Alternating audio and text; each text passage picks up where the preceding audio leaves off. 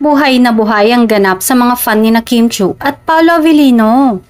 Grabe nga ang kilig nila sa mga ayuda ng mga photo at video ni MJ Felipe sa kanila. Nasa Los Angeles nga si MJ at bongga ang ginagawa niyang pagtutok sa Kim Pao para pagbigyan ng hiling ng mga fan sa iba't ibang panig ng mundo. Kim Pao during the meet and greet session, sabi ni MJ sa video na napapaligiran si Kim ng mga fans sa LA at hawak-hawak ang picture ni Paolo. Todo nga ang pasasalamat ng mga netizens kay MJ.